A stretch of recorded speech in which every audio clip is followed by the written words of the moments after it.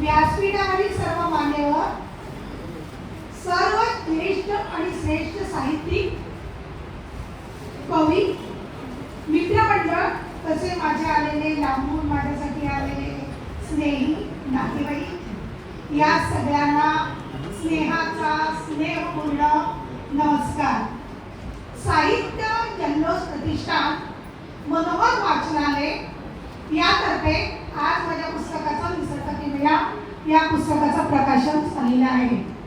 त्यामुळे साहित्य जल्लोष, मनोहर वाचनालय, डिंपल पब्लिकेशन, आमचे कौस्तुभ सर, त्याचप्रमाणे आपल्या पल्लवी मॅडम ज्यांनी मला प्रस्तावना दिली आहे त्या आज हजर नाही काही कारणामुळे, तर यांचे सुद्धा खूप खूप आभार.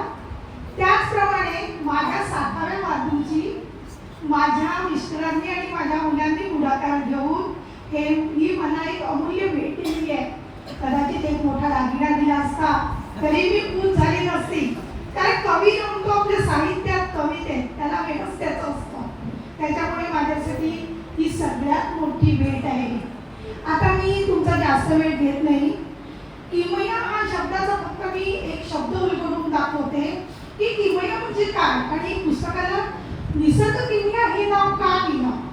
तर ज्यावेळेला आपण एका दिवशी उदास असतो तर सहज बाहेर गेलो, एखादी वाड्याची झुळूक आली, वेलीवर एखादं फूल उमललेलं दिसलं, सागराचा कळकळाट, पक्ष्यांचा आवाज, लगेच आपली उदासीनता निघून जाते. बरोबर आहे ना? पटतं का तुम्हाला? आपण लगेच चांगला फ्रेश पण होतं. हीच ती निसर्गाची किमया आहे.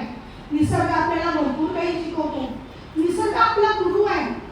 खूप मोठा मावटाळ येतो, वादळ येतं, आपल्याला घरदार आहे, हो, त्या प्राणी मात्रांना काय आहे, झाडावेलींना काय आहे, पण एक लवलवणारी पाती ती मला सांगते, अगं स्नेहा, अगं मला तर घरदार नाहीये, बघ माझ्याकडे, मी या वादळाची पण झुंजते, मग तू का करतेस.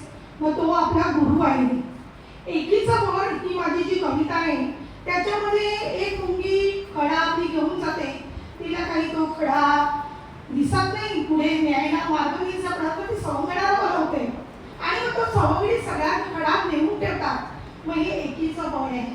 मालिका ह्याच्यामध्ये कोणीही प्राणी मात्रांना, पक्ष्यांना शिस्त लावत नाही, पण ऑटोमॅटिक तिथे आपल्या एका लाईनमध्ये जातात.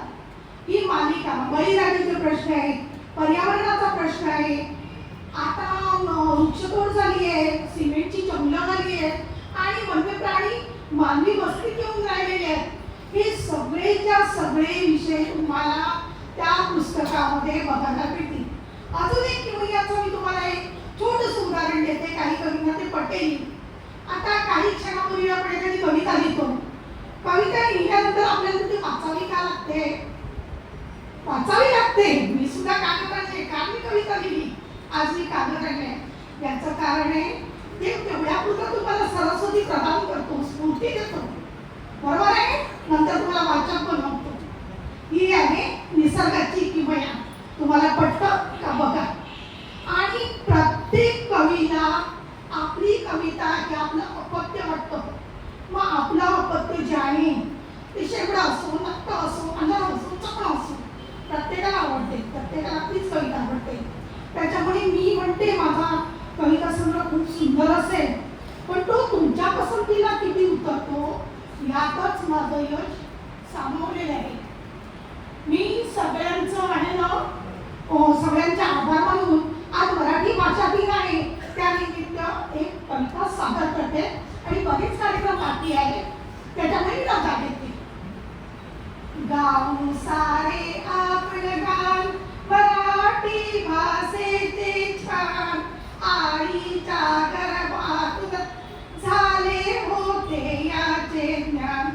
पहिला शब्द आई शिकवला नावच कोणी, तरी मुखातून माझ्या निघाली अलगत वाडी. दिवसभर किती तरी आपण सहज बोलतो, परभाषा शिकताना मात्र वेळोवेळी अडकतो. अमृताहुनी गोड शब्द मराठी माझ्या भाषेचे मुखातून